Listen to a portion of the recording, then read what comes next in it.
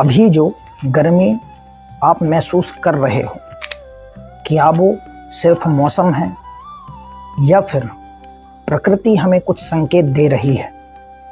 ये बहुत ध्यान से समझने की बात है। देखिए, हर साल गर्मी बढ़ रही है, नदियाँ सूख रही हैं, पानी की कमी हो रही है, लेकिन सवाल यही है कि ऐसा क्यों हो रहा है? इसके पीछे कारण क्या है? आज इस वीडियो में हम यही जानने का प्रयास करते हैं।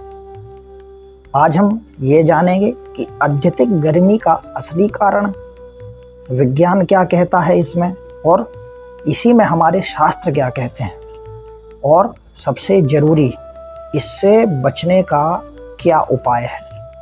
क्योंकि अगर अभी नहीं समझे तो आने वाला समय बहुत कठिन हो सकता है। सबसे पहले हम जानते हैं कि इसमें वैज्ञानिक कारण क्या है। सबसे पहले विज्ञान की बात करते हैं। आज दुनिया जिस समस्या से जूझ रही है उसे कहते हैं ग्लोबल वार्मिंग।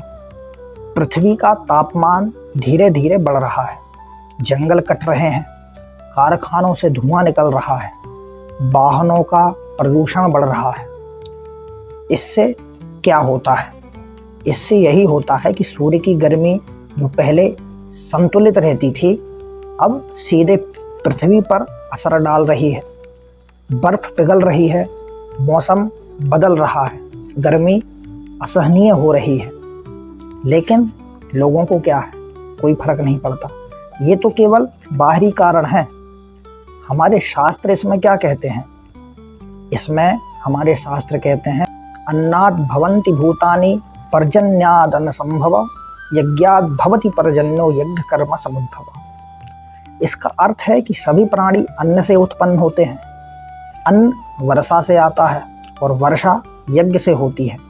अब ध्यान देने वाली बात यह है कि अगर यज्ञ नहीं होगा तो वर्षा नहीं होगी, और जब वर्षा नहीं होगी तो संतुलन बिगड़ेगा।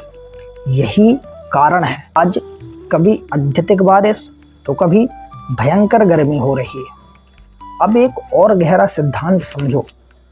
शास्त्र कहते हैं, जब अधर्म बढ़ता है तो प्रकृति असंतुलित हो जाती है।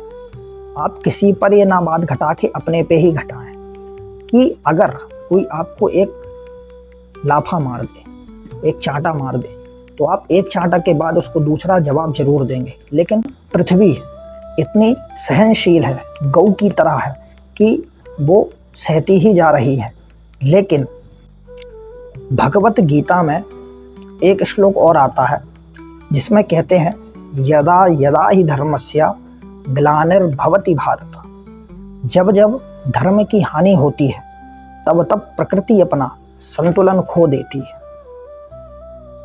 अब जरा आप सोचो, सबने क्या किए? पेड़ काट दिए, नदियां गंदी कर दी, प्रकृति का अपमान किया। तो क्या प्रकृति चुप रहेगी? बिल्कुल नहीं। प्रकृति प्रतिक्रिया देती है, कभी गर्मी के रूप में, कभी बाढ़ के रूप में, कभी सूखे के रूप में। ये सिर्फ मौसम नहीं है, ये चेतावनी है। अभी तो केवल आप प्रकृति समझा रही है, उसका प्रचंड रूप अभी नहीं आया है। अब विशेष बात हम करते हैं कि इससे आप कैसे बच सकते हैं। तो कम से कम आपको एक पेड़ जरूर लगाना है, साथ में जल का दान जरूर करना है, क्योंकि सबसे बड़ा दान गर्मी में जल का दान होता है। और सबसे ज़रूरी बात, अपने जीवन में आपको धर्म जरूर अपनाना है, क्योंकि जब इंसान सुधरेगा तभी प्रकृति संतुलित होगी। तो अगली बार जब आपको गर्मी महसूस हो, सिर्फ पंखा या एसी मत चलाना। थोड़ा सोचो, ये गर्मी सिर्फ बाहर नहीं, हमारे कर्मों का ही परिणाम है। अगर आप चाहते हैं कि प्रकृति फिर से संतुलित हो तो आप एक पेड़ जरूर लगाएं और अपने धर्म के प्रति कर्तव्य निभाएं। जय श्री राम।